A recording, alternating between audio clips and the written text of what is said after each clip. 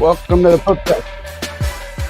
Welcome to the Putback here on SNY.TV. I'm Ian Begley, SNY's NBA insider, and we are here to talk about some current events with the Knicks. Obviously, Jose Alvarado trade, Miles McBride injury, Gershon Yabusele trade. Have my buddy Matt Spenley with me to co-pilot, and let's get right into it, Matt. Let's get right into it, Ian. You mentioned it. We have the Yabusele trade last night. You have the Alvarado trade today, and then right after that, you have the Deuce McBride injury news that he's going to need surgery that could sideline him until potentially the playoffs. So let's start with Deuce, Ian. What do you know about that? What can you tell us about what that will mean and some of the details there?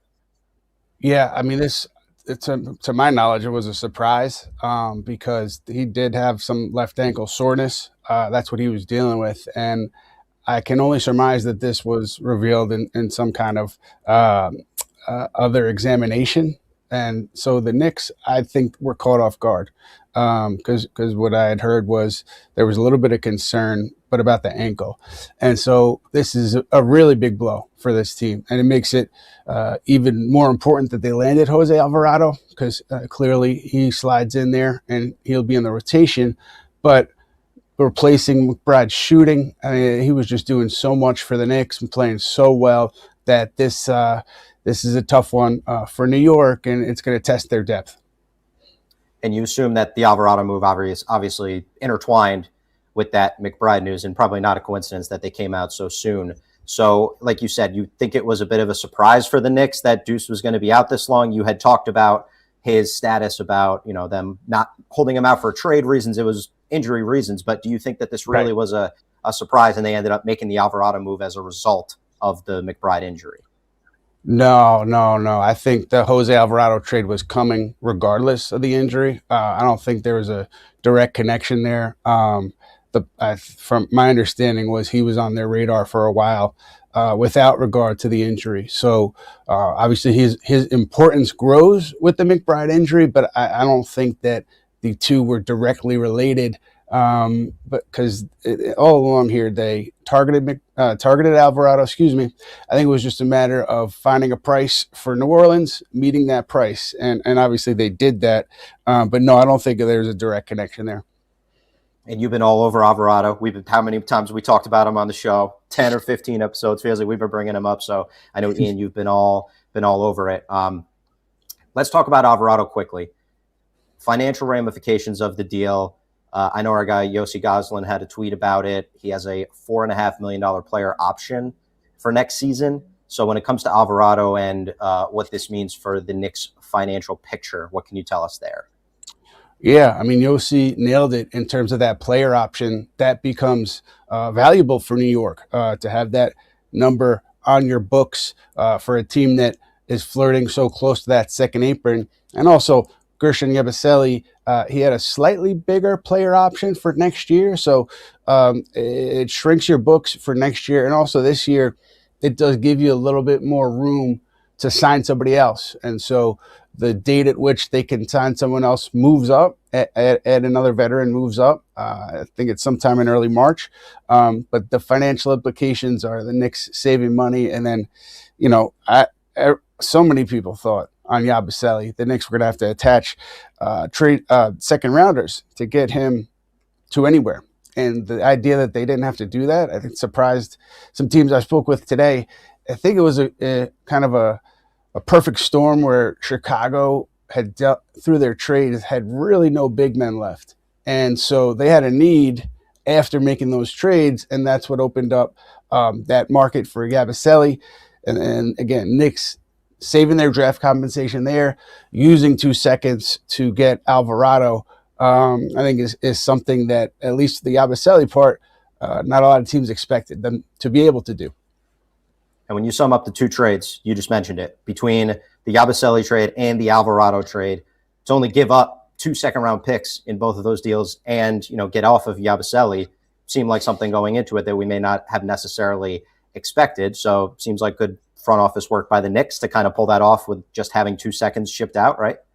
Yeah, certainly. And I think even Chicago, my knowledge, I don't think they were really on the radar before these trades. At least they weren't describing themselves as such to Knick people. So I think this was just a perfect storm where the trades created a need that wasn't there previously, and Gershon was there, and now the Bulls are going to keep him. He's going to get a chance to play with those young guards, and we'll see what happens with his player option. Back to the Knicks and their current roster, obviously the Deuce injury and upcoming surgery kind of looms over all of this now. So both with how it will affect Alvarado coming into New York and the rest of the team, how do you think they're going to make up for that absence during the regular season here? Yeah, I mean, look, it's going to be Alvarado and it's going to be Landry Shamet. Landry Shamet has excelled in a bigger role, and I think that's where you look in terms of maybe both ends of Deuce McBride, his defense and then his shooting. You're not going to replicate him. You're not going to totally make up for his absence, but I think that's kind of how it looks. And in terms of the rotation, I don't know if it would expand or shrink. I know that before the McBride injury, Alvarado was going to be in the rotation, even with McBride. So I'm not sure how that changes, but yeah, and maybe this means more Kolek minutes. Maybe it means more Clarkson minutes. And Clarkson, I think both sides wanted their signing to work out differently. So I don't know if he's got a market or if there's somebody waiting in the wings if he were to be bought out. But that's just something I'm keeping an eye on based on how poorly this went for both sides in terms of this signing. Is there anything else we should be keeping an eye on right now, Ian? The Knicks obviously made a couple moves, but is there anything else? You mentioned Clarkson. Anything else we should be keeping an eye on with, a little over an hour and a half till the deadline? Nothing major. I think maybe I know the Knicks were in talks with a couple teams about Pacome Dadier or deals involving Pacome Dadier.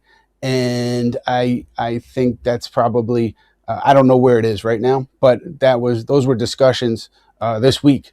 And so given the roster and given where everything sits, I assume that they're going to hold on to Pacome Dadier, because the thing with Dadier is I know that they really are impressed by what they see from him in the G League and in practices, like the measurables that they get from the training staff. And so there's an optimism there that probably isn't shared by the fans who haven't really seen it on the court from Dadier. But I know that the Knicks, internally, they're encouraged by Dadier and what he's done in Westchester and behind the scenes. So I guess I'd be surprised if they moved him at this point just for a salary dump because of that. So what do you think before the deadline? Do you think we'll see the Knicks make another move? What's your read? Again, you just mentioned Dadier, but what do you think, based on what you know going into the deadline? Yeah, based on what I knew coming in, I thought it was just going to be Alvarado. I thought maybe Missy, but then Yves Missy's price went up when a bunch of teams got involved yesterday, with Indiana being one of them. New Orleans was able to control the market to the point where I don't think New York would have had the draft capital to send over there. I mean, they could have obviously done it. They have 7 second-round picks, but it got to the point where Indiana was just coming over the top and other teams were coming over the top. So Missy became somebody who they couldn't attain. And I just wonder, maybe buyout market, maybe a trade, but I just wonder, because of that Missy interest, will they go ahead and look at a big man just as an insurance policy for later in the regular season and the playoffs? All right, so we'll keep an eye there. Just because we've kind of talked around it, I want to be specific too and mention kind of what Alvarado will bring to the Knicks. You mentioned he's a guy that they've had their eye on, somebody that you've reported several times that was going to be a target ahead of the deadline. So what's he going to bring to the team? Yeah, I think just based on what I know, the toughness, the intensity, the defense is certainly what attracted the Knicks, what made Alvarado a target for New York. Remember, Malcolm Brogdon was in training camp with this team, and he retired before the regular season started. But I think the plan coming into camp, if everything went normally, they would have kept Landry Shamet and they would have kept Malcolm Brogdon. Then they would have had to figure something out. So that tells you that even way back then, they were looking for a guard who could handle the ball behind Jalen Brunson, and somebody who was a seasoned NBA player to handle those minutes. And so that's also why I believe Alvarado was targeted, to have someone, competent, somebody who knows exactly what the game is about, playing there behind Jalen Brunson. And I want to say too, like, I thought Tyler Kolek, and I think Tyler Kolek played really well. He showed you a lot during these stretches here. I don't know what happens to him as far as the rotation goes, but I thought that there are turnovers. I think were a bit of a concern, but he had some really good moments. Not for nothing too, knowing Mike Brown and how he'll make some decisions in the rotation, I could see Kolek and Alvarado playing together at certain points, given Alvarado's defensive prowess. Like, I'm curious how they'll mess around with some of that. Alvarado, a Brooklyn guy, you mentioned went to high school in the area. He has, a taste of postseason experience. Ian, to me, feels like the kind of guy, obviously being a New York guy, that is certainly going to have his share of MSG moments just because of his energy, and I'm sure you agree with that based on his personality and what he'll be able to bring to the table, his experience in the area. Yeah, he'd be an energy guy. He gets on the floor, sacrifices his body. And, I think there was a game early on in his career when he was at the Garden, and he had, I think, some high school coaches, maybe some teammates, family in the front row, and he just had a heck of a game. And that energy was on display every time he was on the floor. He really hurt the Knicks. It was a game early in his career.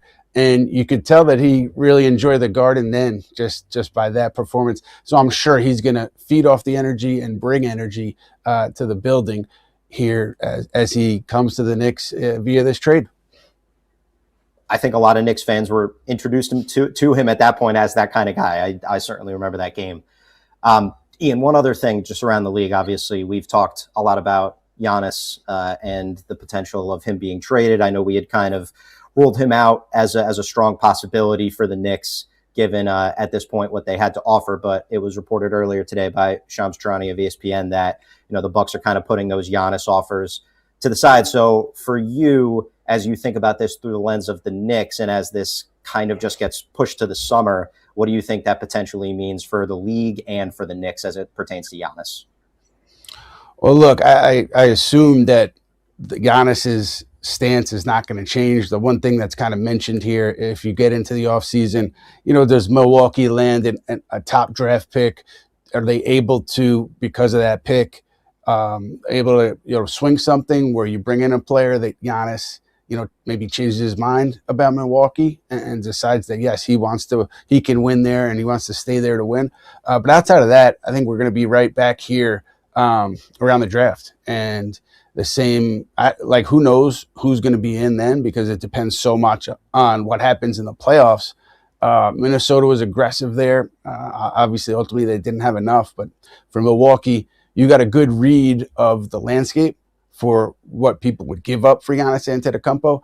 And clearly, they felt that they could do better in the offseason when there are more draft picks available. Like the Knicks specifically would have 2 firsts available to trade in the offseason. So it just makes the offers bigger and better from a draft standpoint. And we'll see what happens, in the postseason. Everything's going to be viewed through that context to a degree because it's not going anywhere. Yeah, my opinion all along was I was going to be surprised if they ended up trading Giannis because of what you mentioned. It felt like over the summer, more teams could potentially get into the fray, and you use this time as the ability to just gauge the market, see what's out there, see what the offers would look like, take that as information, and kick the can down the road to deal with it another time.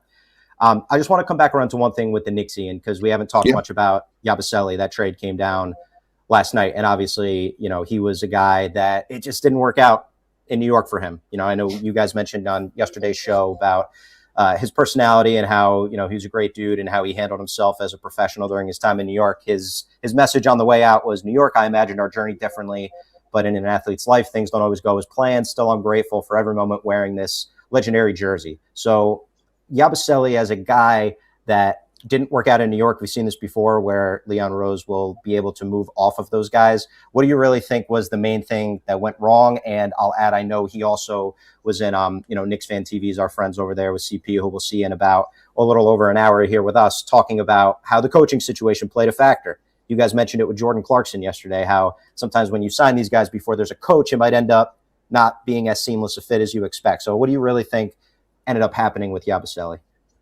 Yeah, I think you hit it, Matt. They signed Yabusele before Mike Brown was hired, and Mike Brown, it just wasn't a fit for what Mike Brown wanted to do on offense. He didn't put Yabusele in positions where he had previously been comfortable on offense, and that's just the coach's system. And so it wasn't a fit there. And I think early on, everybody knew. And I think what happened here was, Knicks trying to find a good home for him, find a place where he can play. But for them to be able to get off the deal the way they did, no draft capital attached, you never want your main signing in an offseason to go as poorly as it did. So that's kind of a black eye. But then to turn around it and turn it into what it has turned into here, I think is a shrewd move by the front office. And we know with the Knicks in the position they're in and their payroll, it is inherently going to be a riskier proposition for some of those moves because their resources are simply more limited as a result of their cap situation. Just a couple last things, Ian. I just want to come back around to Alvarado because obviously that's the trade that the Knicks have made, the one that we've talked about the most. So as he comes in here and as he continues to make an impact, like where do you see the biggest area of impact for him coming off the bench? Maybe what kind of lineup iterations could you see him having the biggest impact? Like, do you think he'll be really helpful next to, will he play alongside Brunson and provide some defense? Will he be especially good for a cat, to space the floor a little bit? Like, I'm curious for you as you think about his role with the team, what that might end up looking like for the Knicks. Where my mind goes is just as a defender, a perimeter defender, somebody who can be on the ball. And the Knicks perimeter defense has obviously been better during this 8-game winning streak, but it was a huge issue earlier in the year. And I just think that's maybe the most important part of what Alvarado brings, that ability to defend and ability to know what you're doing on the floor, organize things on the floor. But the defense, to me, is what stands out at the top of that list. The Knicks, again, had played a little bit better on perimeter defense, so it wasn't as much of a need today as it was a couple weeks ago, but it is still a need. And to have that defense off the bench with Landry Shamet, a very good defender, and Mitchell Robinson, obviously a very good defender, it just strengthens that side of the ball for New York. And last one, Ian, we obviously started the show talking about Deuce McBride's upcoming surgery that will have him shelved for quite a bit of time here. And I know you've reported that he could miss the rest of the regular season. In your opinion, based on what you know, based on what you've heard, do you think the next time we'll see him, the Knicks will be in the playoffs? Like, how do you kind of view that timeline going? I mean, yeah, it's early, but it seems to me that that's kind of how everybody is looking at it, where, you're going to hopefully have him back for the playoffs, but rest of the regular season has kind of been washed away. But, he has to have the surgery first, but that's the general framing that I had been hearing. And so, the thing that kind of is lingering here is, if you're the Knicks, how concerned are you with getting a healthy Deuce back for the playoffs? And does that mean that you try to make another move, or you try to sign somebody off of waivers as insurance there? So that's just one thing that is curious to me. It's just people texting about it, wondering too, people in the league. So yeah, just something else that the Knicks will have to deal with, and it'll be interesting to see if they do deal with it from a personnel standpoint, adding a guard, buyout market or otherwise. Yeah, you read my mind, Ian, because that's what I was going to ask too, is just if we think that they might be more aggressive. Because listen, you mentioned it, he hasn't even had the surgery yet, and sometimes these things become more clear once the surgery happens, and then once the timeline becomes a little more clear, they start to recover. So I would think the same. I would think that the Knicks will at least, maybe have their ears perked up a little bit more than they thought for that buyout market and that market, obviously leading up to the trade deadline. Last thing, Ian, as we're about an hour ahead, and we're going to be back in almost exactly an hour with Chelsea Sherrod and CP the Franchise of Knicks Fan TV. Anything else that you want to note on Yabusele trade, Deuce, Alvarado, anything else that's going on with about a little over an hour till the deadline? Yeah, I'm not necessarily Knick related, but John Morant, does Memphis pull the trigger there? Sacramento has been in there. And then, with Miami, I just wonder what they do with their pieces. Probably they just hold on to everything for the offseason when you go back and take a swing at Giannis. But I wonder if they have something there. And, between Miami and Boston, obviously those teams are going to be teams that the Knicks are going to be seeing the rest of the season. And so that's kind of what I'm looking at the rest of the way here. And also, do the Knicks maybe find something with Daddy A that works for both sides? I don't think so. I would think he stays at this point, but we'll see how it shakes out. We will indeed. All right. So that's what we got, Ian. We'll be back in about an hour. How's that sound? Sounds good to me. All right. We'll see you guys then. Thank you for tuning in. Yep. Appreciate everybody.